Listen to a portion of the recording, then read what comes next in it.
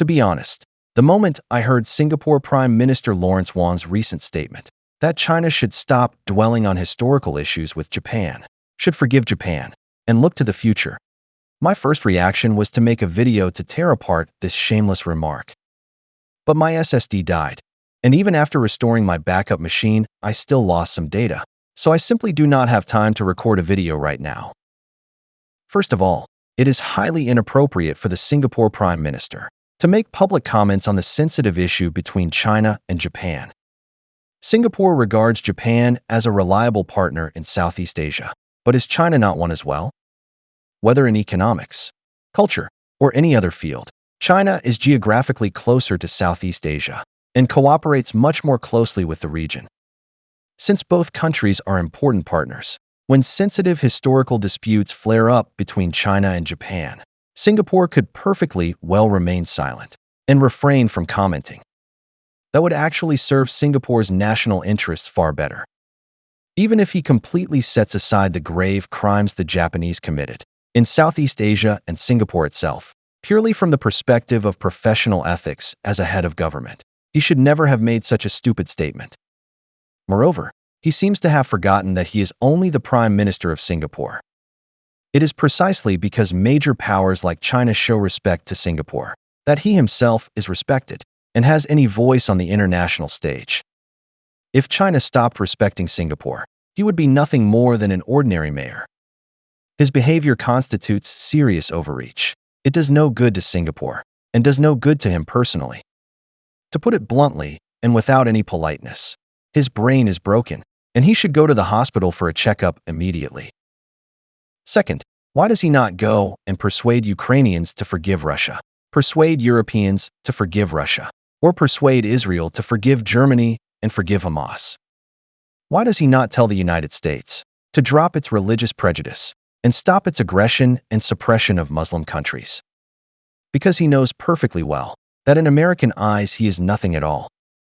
It is only because China has always treated Singapore with friendship, a tradition inherited from the great Prime Minister Lee Kuan Yew, and because China has always been willing to listen to Singapore's views, that he, simply by becoming Prime Minister of Singapore and inheriting the political legacy of a great man, enjoys the respect of the Chinese people. If he dared to offer his opinions in front of the United States or Israel, he would be viciously slapped down and humiliated by Anglo-Saxons and Jews. Russians and Europeans would not give him the time of day either. As Prime Minister of Singapore, you may declare on behalf of Singaporeans that you forgive Japan, but you have absolutely no right to declare forgiveness on behalf of other Asian countries, because Japan has never thoroughly reflected on its war crimes. This is the most important point. Germany was able to be readmitted into Europe and become the engine of the European Union only because Germany eliminated at the legal level any possibility of again becoming a fascist state. The crimes committed by Hitler and the SS are constantly reiterated. Every German citizen must receive anti-Nazi education, and any act of commemorating Hitler or the Nazis faces severe legal punishment. Can you imagine what would happen if Germans set up a memorial hall to honor Hitler, Göring, Goebbels, and others? Would European countries forgive them? Would Germany not be immediately occupied by other European states? Would Poland forgive Germany? Would France forgive Germany?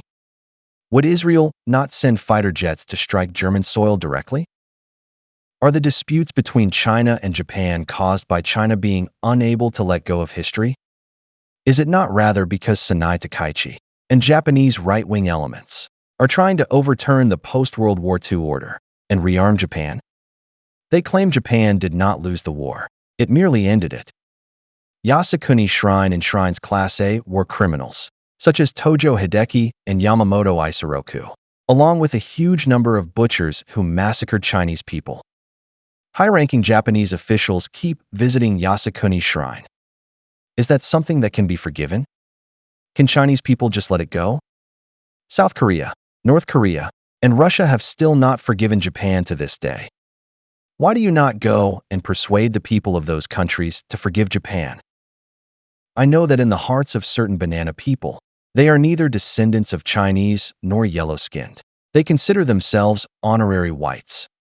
But you should be very clear that your genes determine that Japanese will never respect you.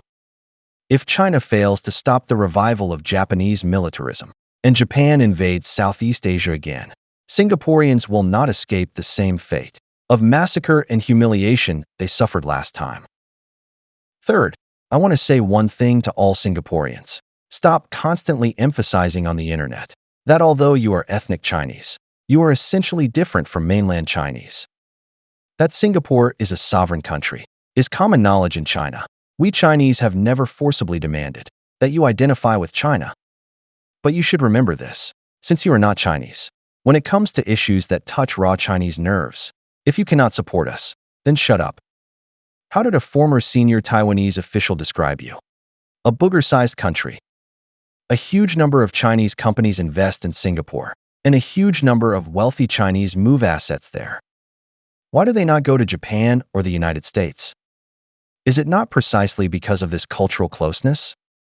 When it comes to Singapore playing an important role in ASEAN and being an honored guest at every major international occasion, which country has actually contributed more to that position, China or Japan?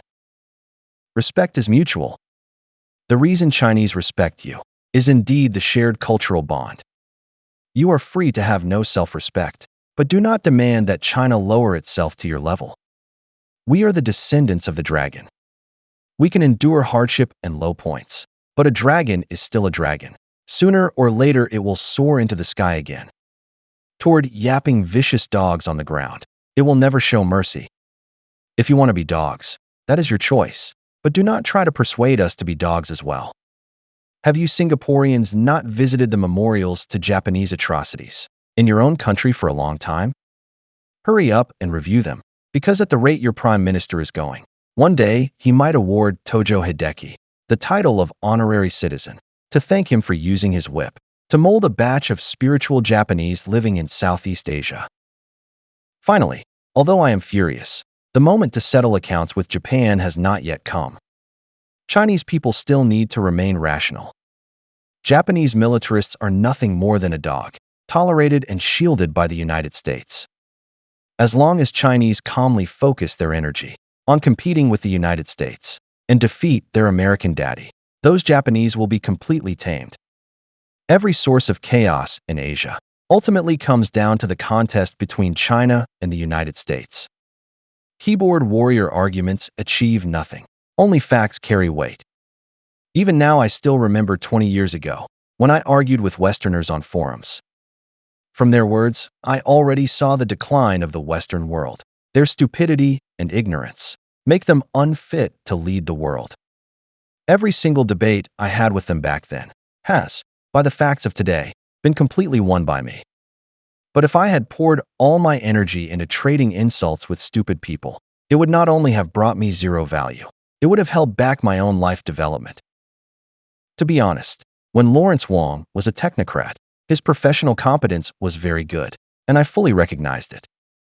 But it seems he is only suited to be an administrative official. Whether he is suitable to be prime minister is open to question.